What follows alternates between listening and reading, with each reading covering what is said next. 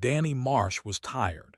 He had worked 16 hours at the Kelvin Deep Space Observatory in Arizona, staring at computer screens and listening to static from the far edges of space. It was his job to look for patterns in the noise, signals that might mean something. Most nights, there was nothing, just the endless hum of the universe doing its thing. The drive home took 40 minutes. His old truck's air conditioning had stopped working 2 weeks ago, and the Arizona summer heat made every mile feel like torture. By the time he pulled into his apartment complex, his shirt was soaked with sweat, and his eyes were burning from exhaustion. His apartment was not much better. The window unit had died 3 days ago, and his landlord kept promising to fix it tomorrow. Tomorrow never seemed to come. Danny dropped his keys on the counter, drank a glass of warm tap water, and walked straight to his bedroom. He did not bother with pajamas. It was too hot. He stripped off his clothes, tossed them in the general direction of his laundry basket, and collapsed face first onto his bed. The sheets were warm and slightly damp from the humidity, but Danny was too tired to care. Within 30 seconds, he was asleep. He dreamed of static, the same white noise he listened to all day at work, but this time it was different. The static began to form patterns. The patterns became shapes. The shapes started to move, and somewhere in the depths of his unconscious mind, Danny felt like something was watching him. Then he woke up. The first thing Danny noticed was that he was standing. This was strange because he was certain he had fallen asleep lying down. The second thing he noticed was that he was cold. After 3 days of suffering through Arizona heat, the sudden chill made his skin break out in goosebumps. The third thing he noticed was that he was very much not in his apartment anymore. Danny stood in the center of an enormous room. The walls curved upward and around him like the inside of an egg, but an egg made of something that looked like purple crystal.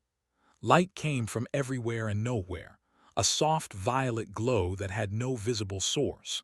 And all around him, rising up in tiered rows like seats in a stadium, were creatures.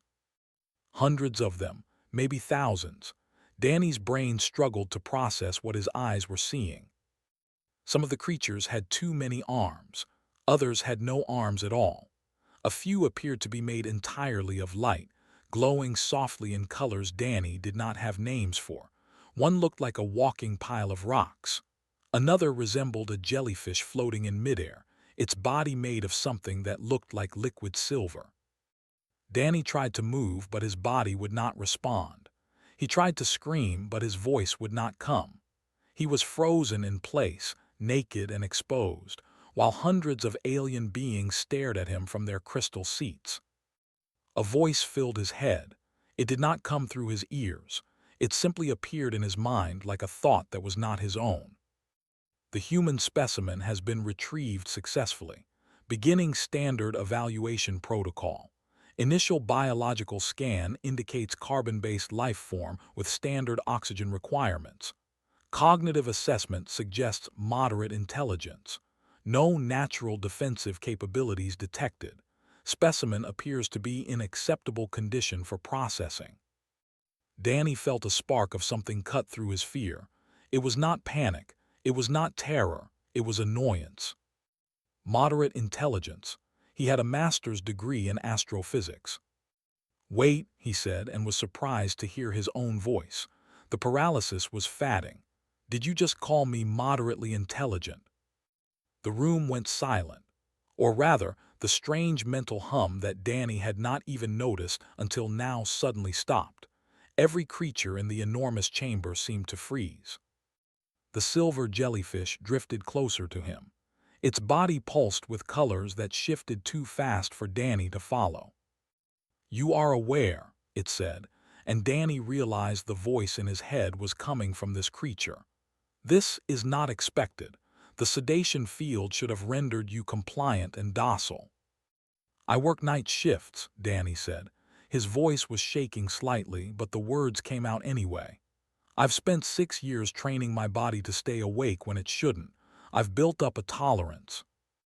The jellyfish pulsed again. This specimen displays humor response during high-stress situation. Interesting. The preliminary assessment may require adjustment. Danny finally looked down at himself and remembered that he was completely naked. His hands immediately moved to cover himself, and he felt his face flush red despite the cold. "Okay," he said, trying to keep his voice steady. "I need someone to tell me what is happening right now, and I need some clothes. I don't care which order, but I need both of those things soon."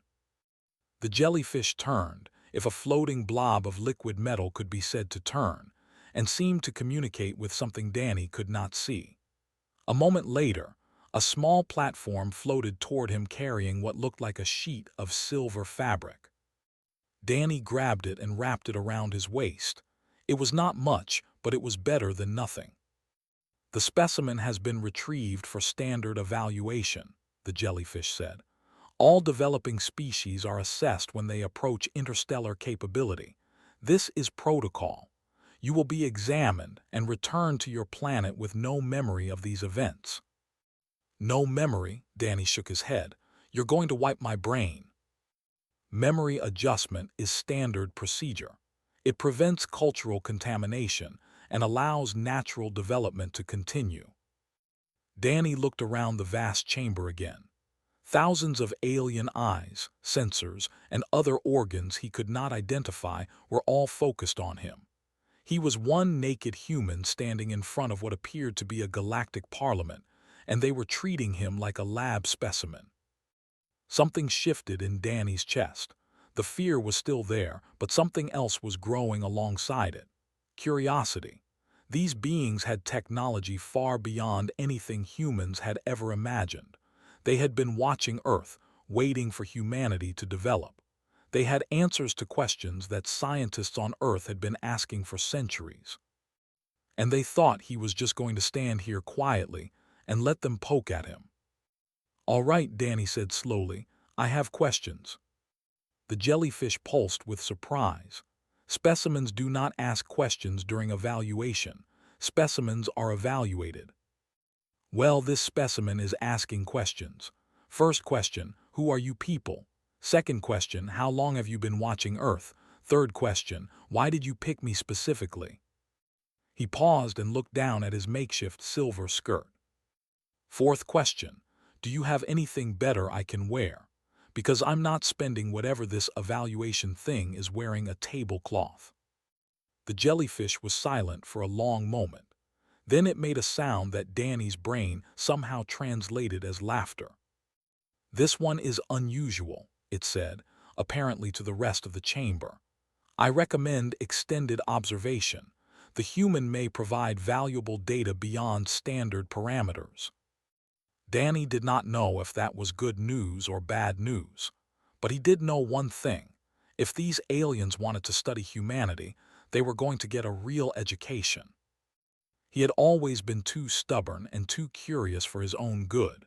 His mother had told him that his whole life. Now he was standing naked in an alien parliament, wrapped in a silver sheet, surrounded by beings from across the galaxy. And he was not afraid anymore. He was interested. That, Danny would later learn, was the most human response possible, and it was exactly what the consortium had not expected. The Galactic Consortium had been studying intelligent life for over 800,000 years. In that time, they had found and evaluated more than 12 million different species from across the galaxy. They had developed a system that worked perfectly every single time.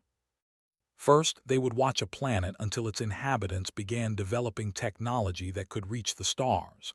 Then they would quietly retrieve a single specimen while it slept.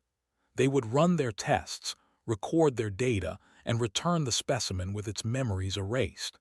The species would continue developing naturally, never knowing they had been observed. It was clean, it was efficient, it had never failed. Until Danny Marsh. High Arbiter Vex stood in her observation chamber and watched the human through a viewing screen. She had conducted more than 11,000 evaluations in her long career. She had seen species that breathed fire. She had examined beings made of pure energy. She had creatures that existed in 11 dimensions simultaneously. None of them had ever confused her as much as this single naked human. Vex was a species that looked something like a praying mantis made of crystal and light. Her compound eyes could see in spectrums that humans could not imagine, and her mind could process information faster than most computers. She was considered one of the finest scientific minds in the consortium. And she had no idea what to make of Danny Marsh. "He has been asking questions for 6 hours," she said to her assistant, a being named Prill who existed as a cloud of intelligent gas. "No specimen has ever asked questions before." "Perhaps it is a stress response," Prill suggested. "Some species verbalize excessively when frightened." "He is not frightened. Look at his biological readings. His stress hormones returned to normal within the first 20 minutes. He adapted." Vex's crystalline body made a clicking sound that indicated deep thought. "He should not have adapted that quickly.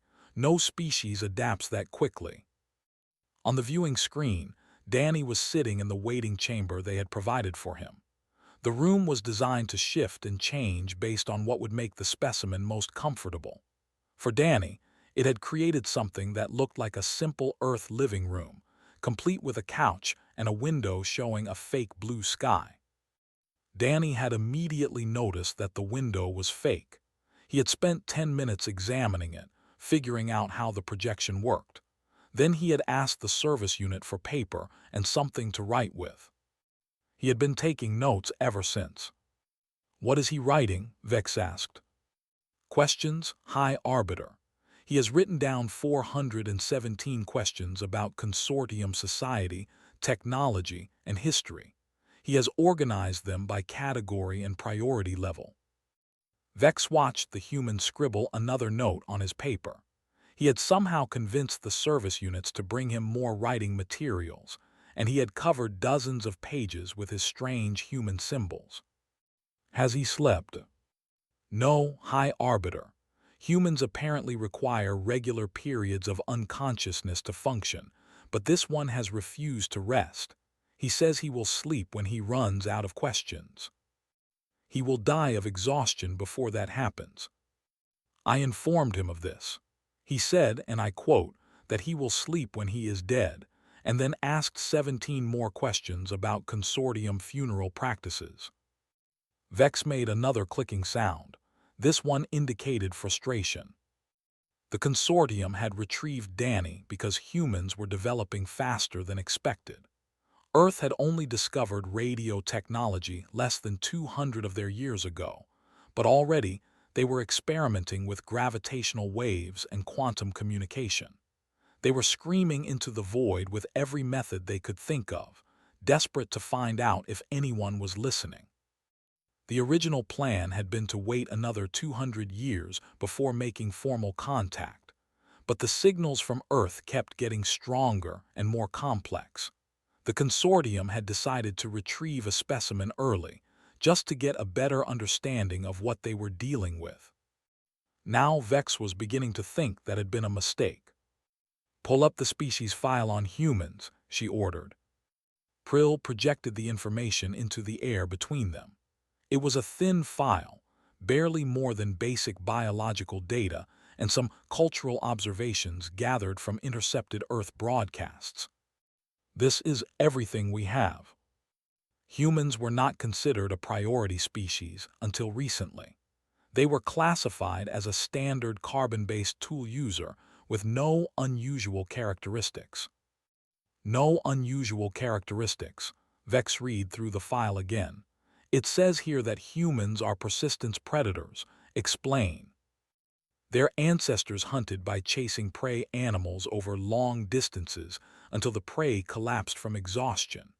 Humans cannot run as fast as most Earth animals, but they can keep moving for much longer. They simply refused to stop following until their target could not run anymore. Vex went very still.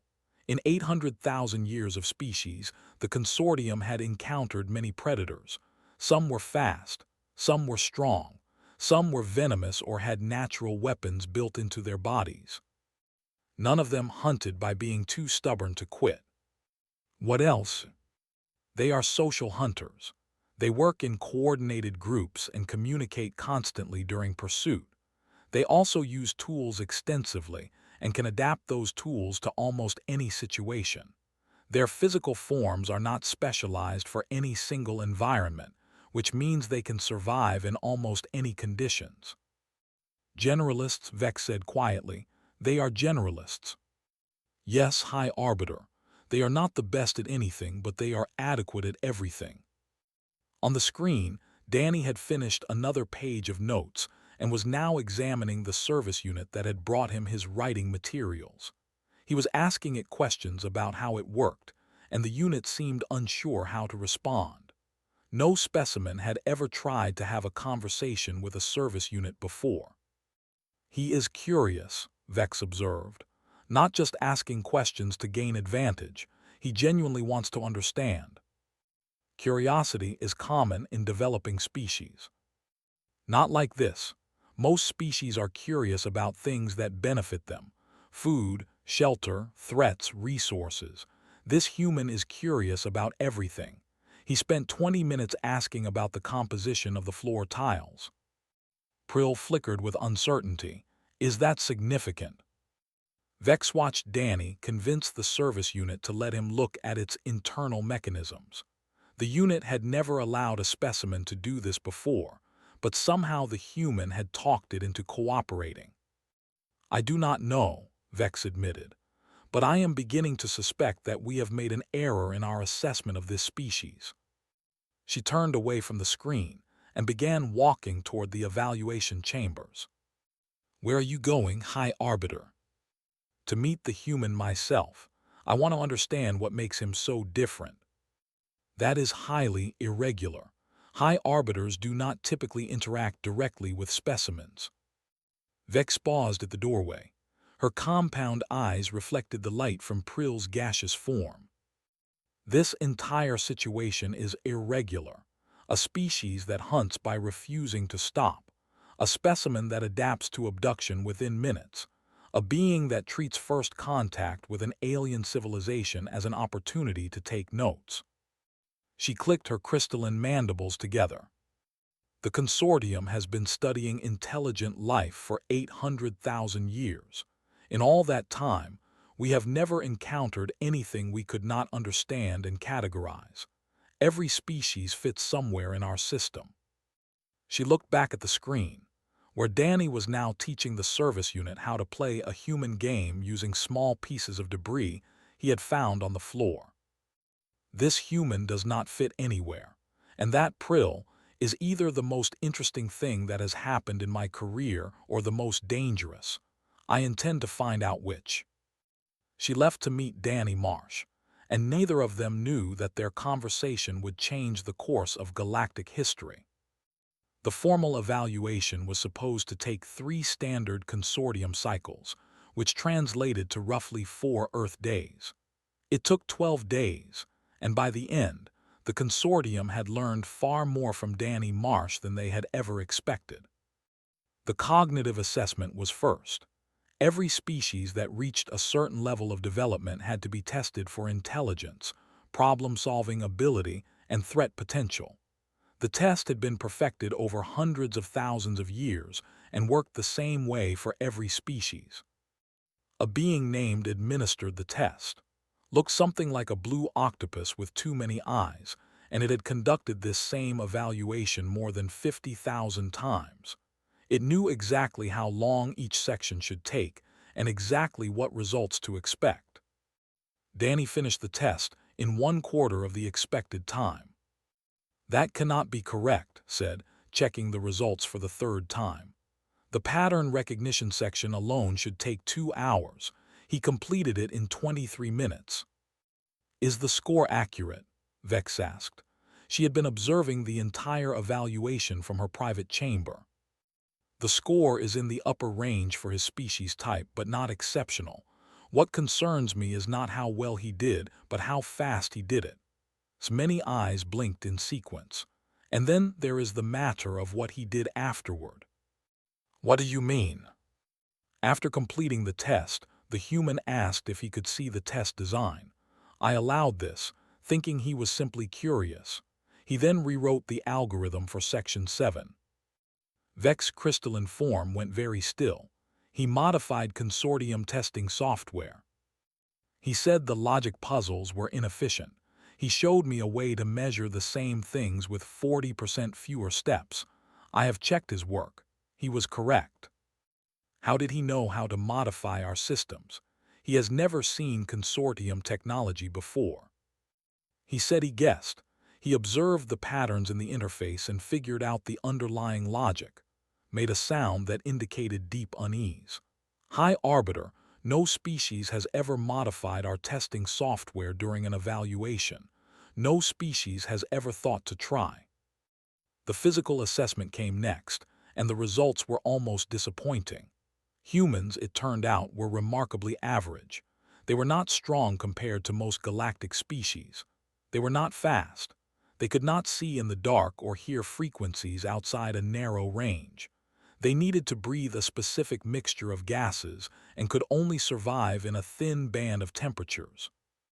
But then the examiners asked Danny about human survival strategies, and everything changed. Persistence predation, Danny explained. He had been given proper clothes by this point, a simple jumpsuit that he had already modified to be more comfortable. Our ancestors would pick a target and just follow it, sometimes for hours. The animal would run, we would walk. It would rest, we would catch up. Eventually, it would be too tired to run anymore. The examiner, a being that resembled a floating geometric shape, pulsed with confusion. You hunted by walking. Jogging mostly. Humans can regulate their body temperature through sweating, so we can keep moving in heat that would kill other predators. Plus, we can carry water and food with us. We just kept going until the prey gave up. The prey gave up. Or died of exhaustion or heat stroke, whichever came first, Danny shrugged. It sounds cruel, but it worked. Humans survived some pretty harsh conditions using that method. The examiner made a note in its file. Human hunting strategy relies on superior endurance and psychological persistence rather than physical advantages. Recommend further study of mental resilience factors. But it was the psychological assessment that truly alarmed the consortium. Every intelligent species had fears, desires, and behavioral patterns that could be predicted and categorized. The consortium had psychological profiles for millions of species, and all of them fit into established frameworks. Danny's results broke the framework entirely. His emotional range is impossible, the psychological evaluator reported to Vex. The evaluator was a species that could sense and interpret the emotions of other beings. He experiences contradictory emotions simultaneously. He feels fear and curiosity at the same time. He feels sadness and happiness in the same moment. All species experience mixed emotions to some degree. Not like this. Humans have a word for feeling happy and sad at the same time. They call it bittersweet. They have another word for the sudden realization that every stranger has a life as complex as your own. They call it sonder. The evaluator's form flickered with distress. They needed words for these experiences because they feel them regularly. No other species we have encountered thinks this way. What about threat assessment? Is he dangerous? That is the confusing part. He shows strong protective instincts and is capable of aggression when threatened. But he immediately suppresses these responses in favor of cooperation and communication. He recognizes hierarchy, but challenges authority he considers unfair. He forms emotional attachments quickly, but can also detach when necessary. The evaluator paused, searching for words. High Arbiter, most species are consistent. We can predict how they will behave because they follow patterns. This human does not follow patterns. He adapts his behavior based on context, emotion, and rational analysis all at once. He is unpredictable not because he is chaotic, but because he is too flexible. Vex spent a long time thinking about this. In 800,000 years, The consortium had learned that predictability was safety. Species that could be predicted could be managed. Species that followed patterns could be understood. Humans did not follow patterns, they made their own. Meanwhile, Danny continued to cause problems. He made friends with 4 service units by asking them questions about their existence and actually listening to their answers. No one had ever talked to service units before. They were tools, not beings. But Danny treated them like individuals, and they responded by becoming fiercely loyal to him. He taught a consortium engineer a human card game called poker. The engineer lost badly at first, but Danny patiently explained the concepts of bluffing and probability. Within 2 days, the engineer was beating Danny regularly and had started teaching the game to other engineers. He accidentally started a philosophical debate about the nature of consciousness that spread through 3 academic institutions. It began when Danny asked a simple question. How do you know that what you experience as the color blue is the same as what I experience as blue? The question had never occurred to anyone in the consortium before. Now it was the subject of 17 research papers. And he designed a better chair. The waiting chamber furniture had been designed by the consortium's best comfort engineers using data from millions of species. Danny sat in the chair for 1 day, declared it pretty good but not quite right, and spent the next 6 hours redesigning it. His version was already being considered for standard implementation across all consortium facilities. Vex watched all of this from her observation chamber, and she felt something she had not experienced in centuries. She felt uncertain. The consortium had rules for everything. They had protocols and procedures and systems that had worked for longer than most species had existed. Everything had a category. Everything had a place. Danny Marsh did not have a category, and the more she watched him, the more Vex suspected that humanity as a whole would not fit in any category either. They were stubborn and curious and adaptable and emotional and rational all at once. They made friends with service units and rewrote ancient software and asked questions that no one had thought to ask. They were, Vex realized, exactly the kind of species that the consortium had always feared might exist. Not dangerous because they were powerful, dangerous because they could not be predicted. And now the consortium had to decide what to do about them. On the final day of his evaluation, Danny Marsh sat across from High Arbiter Vexen, a meeting room that had been designed to look like a human office. The walls were painted a soft blue. There was a wooden desk between them, and someone had even added a potted plant in the corner. Danny appreciated the effort, even though the plant was clearly fake and the desk was made of some alien material that just looked like wood. It was the thought that counted. Vex had spent 12 days watching this human through screens and reports. Now she finally sat face to face with him, her compound eyes taking in every detail. Danny wore the modified jumpsuit he had designed, and he seemed completely relaxed despite being alone with an alien being that could probably kill him in seconds. "You wanted to speak with me before your return," Vex said. "This is unusual. Specimens do not typically request meetings." "I'm not a typical specimen," Danny replied, "and I think we both know that by now. What do you wish to discuss?" Danny leaned forward slightly. "I want to talk about why you really brought me here." Vex's crystalline form clicked softly. "You were retrieved for standard evaluation. All developing species are assessed when they approach interstellar capability." "That's true, but it's not the whole truth," Danny smiled slightly. "I've been watching your people watch me for almost 2 weeks.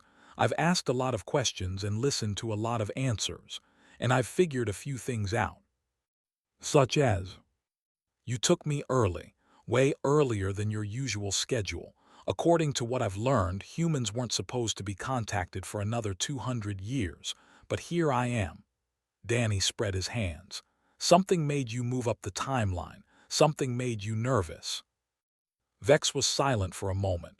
She could lie. It would be easy. The human would have his memory erased anyway, and nothing he learned here would matter. But something about Danny made her want to tell the truth. Perhaps it was the way he looked at her, not with fear or hostility, but with genuine curiosity. Perhaps it was because he had spent 2 weeks treating everyone he met, from high officials to service units, with the same friendly respect. Or perhaps it was because lying to this particular human felt pointless. He would probably figure out the truth anyway. "You are correct," she admitted.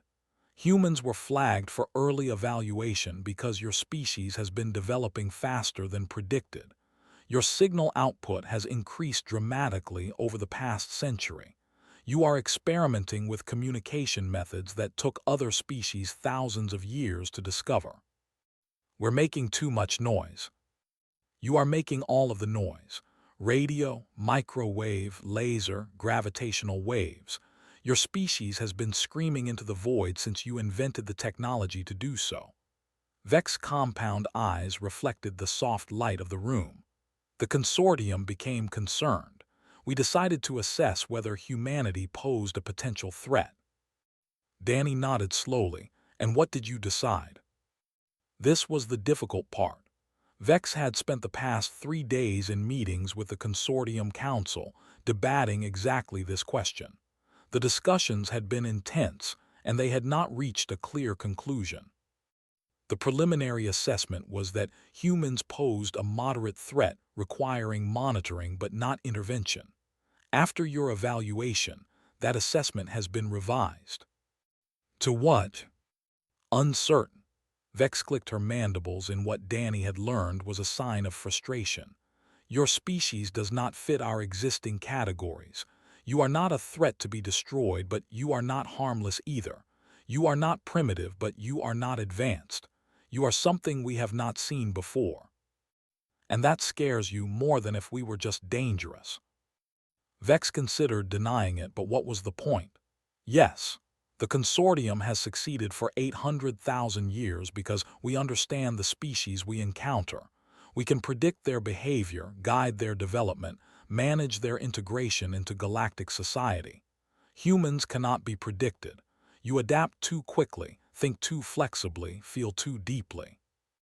Danny was quiet for a long moment, looking out the fake window at the fake sky. When he spoke again, his voice was thoughtful. "Can I make a suggestion?" "A suggestion from an evaluation specimen." "Why not? You already admitted that your usual system doesn't work for us. Maybe it's time to try something new." Vex's compound eyes narrowed slightly.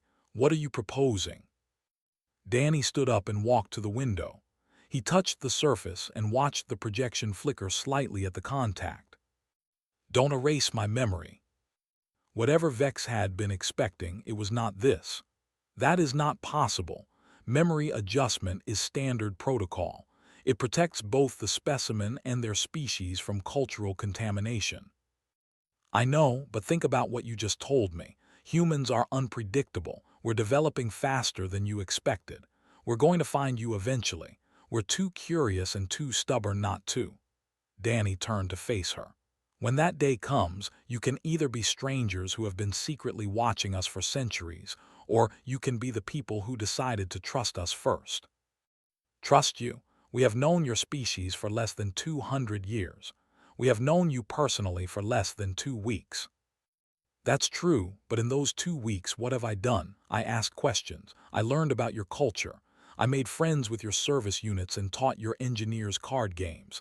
I found ways to help improve your systems." Danny smiled. "I didn't try to escape. I didn't attack anyone. I didn't panic or shut down or do any of the things your other specimens do." Vex had to admit this was true. In all her years of conducting evaluations, she had never seen a specimen respond to abduction with curiosity and cooperation. "What exactly are you proposing?" she asked. "Send me back with my memories intact. Let me be your unofficial ambassador to Earth. I can start preparing humanity for the truth. Slowly, carefully. I work at an observatory. I can leak information in ways that look like scientific discovery instead of alien contact. Give people time to adjust. You would tell your species about us. Eventually, yes, but on a timeline that makes sense. Let humans think they're discovering you on their own. We take things better when we think they're our idea. Danny walked back to his chair and sat down. Look, you can wipe my memory and return me like all your other specimens. Your system will continue exactly as it has for 800,000 years. But humans are coming, one way or another. We're too stubborn to stop exploring. He leaned forward, his eyes meeting Vex's compound gaze. The question is, when we finally knock on your door, do you want us to be confused and frightened and angry that you've been watching us this whole time? Or do you want us to arrive as something closer to friends? Vex sat in silence for a long time.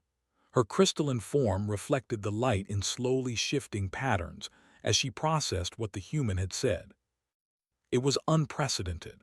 It violated protocols that had existed for longer than most species had been civilized. It went against everything the consortium had ever done. And yet, the human was right about one thing.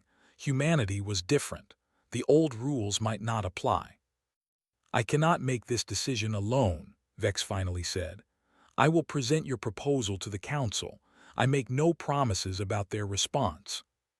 Danny nodded. That's all I'm asking. Well, that and maybe some better clothes for the trip home. The jumpsuit is comfortable, but I'm not sure how I'd explain it to my neighbors. Despite everything, Vex felt something that might have been amusement. I will see what can be arranged. She stood, her tall crystalline form towering over the seated human. You are a strange being, Danny Marsh.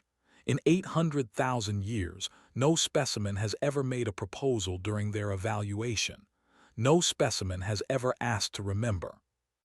Maybe that's because no one ever asked us what we wanted, Danny said quietly. You've been studying species for hundreds of thousands of years, taking them, testing them, putting them back. But have you ever tried just talking to them, treating them like equals instead of specimens? Vex had no answer for that. It was, she realized, exactly the kind of question that no one in the consortium had ever thought to ask. Perhaps that was why humans were so unsettling. Not because they were dangerous or unpredictable, but because they asked questions that made ancient civilizations realize they might have been doing things wrong.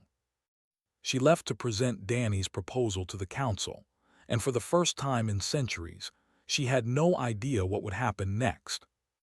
The consortium council debated for 3 full cycles.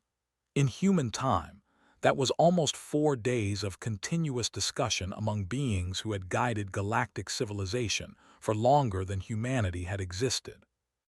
The arguments were fierce. Some council members wanted to follow standard protocol, erase the human's memory, return him to Earth, and continue monitoring the species from a safe distance. It was what they had always done. It was safe. It was predictable. Others pointed out that Danny Marsh himself had proven that humans were neither safe nor predictable. The old methods might not work with this species. Perhaps it was time to try something new. High Arbiter Vex listened to both sides and said very little. She had already made her recommendation, and now it was up to the council to decide.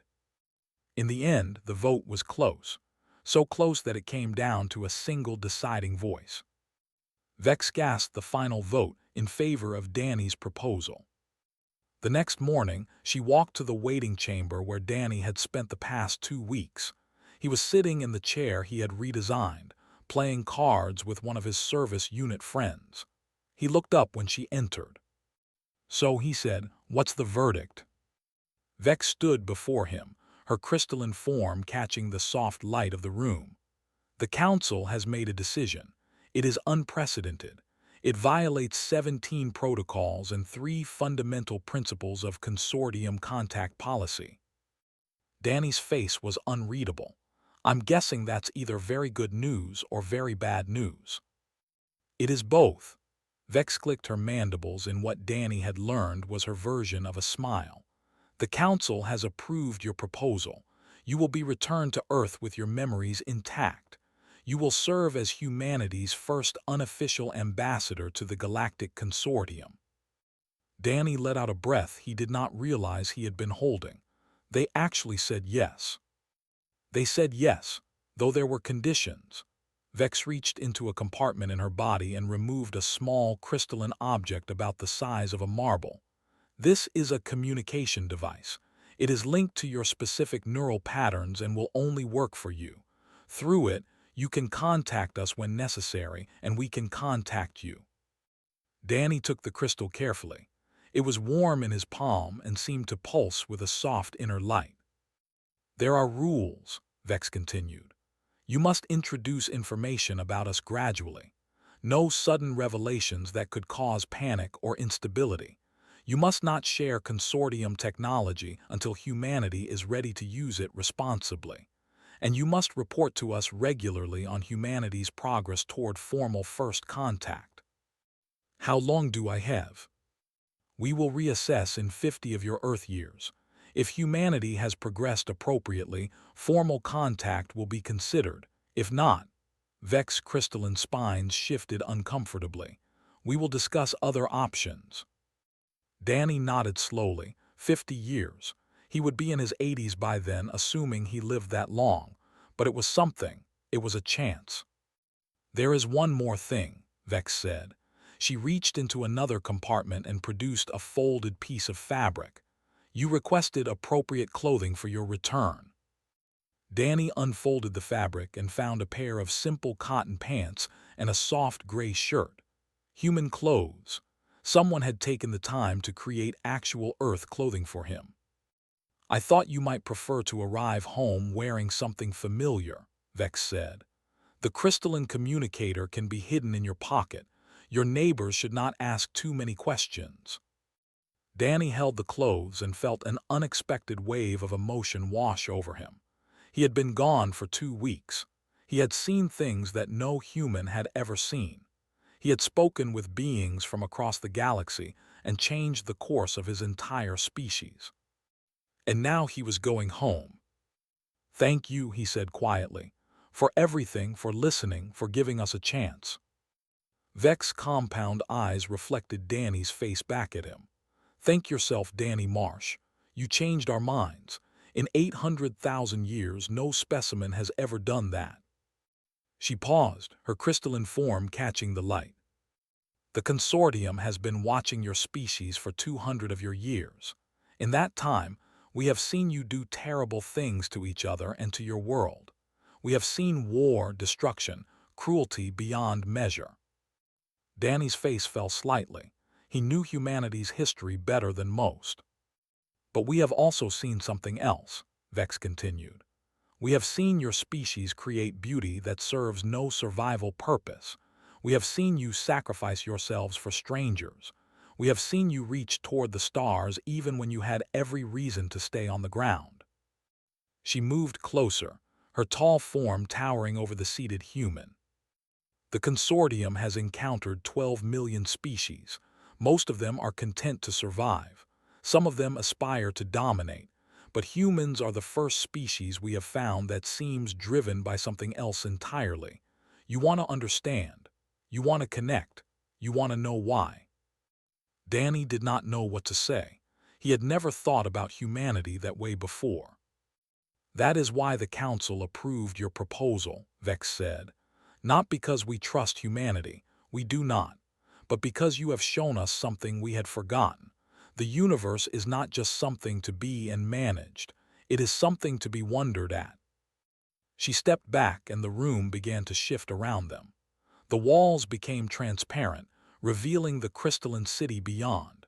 Ships moved through the purple sky, carrying beings from 1,000 different worlds about their daily business. The consortium has protected the galaxy for 800,000 years. We have maintained order and prevented war and guided countless species toward civilization.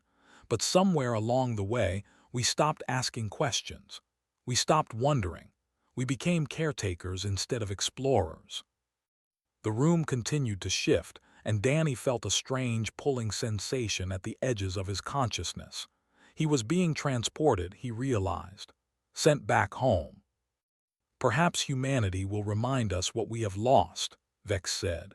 Her voice was growing distant now, fading like a dream upon waking. Perhaps that is the real reason we decided to trust you. Danny wanted to respond, but the pulling sensation was growing stronger. The crystalline city was fading, replaced by darkness and the soft hum of transit. "Good luck, Ambassador Marsh," Vex's voice came from somewhere far away. "The consortium will be watching. Try to wear clothes when we contact you next." Then everything went dark. Danny Marsh opened his eyes to find himself lying in his own bed, in his own apartment, staring at his own cracked ceiling. The Arizona sun was streaming through his window, and he could hear traffic outside on the street below. For a moment, he wondered if it had all been a dream, a strange, impossible dream brought on by exhaustion and heat. Then he felt something hard pressing against his leg. He reached into his pocket and pulled out a small crystalline marble that pulsed with soft inner light. It was real, all of it was real. Danny got out of bed slowly. He was wearing the clothes Vex had given him, and his apartment looked exactly as he had left it. The broken air conditioner still hummed uselessly in the window. His keys were still on the counter where he had dropped them. 2 weeks had passed, but in this room nothing had changed. Danny walked to his desk and sat down at his computer. He had work to do, papers to write, questions to ask, a species to prepare for the greatest revelation in human history. He thought about all the things he had learned: the consortium, the 12 million species, the tests and the debates and the ancient beings who had looked at humanity and seen something worth saving. He thought about Vexand, her crystalline form, about service units who became friends, about a galactic civilization that had existed for longer than humans had walked upright. And he smiled, because humanity was coming. Stubborn, curious, emotional, unpredictable humanity. They would ask questions that no one had thought to ask. They would make friends in unexpected places. They would push and wonder and never stop exploring. The universe had spent billions of years existing without humanity. Now it would have to learn to exist with them. Danny started typing. There was so much to do, and he could not wait to begin. Somewhere out in the vast darkness between stars, a crystalline arbiter was filing paperwork about the strangest specimen she had ever evaluated. She could not predict what would happen next. That was exactly what made humans so interesting. And so dangerous. And so wonderfully, impossibly alive.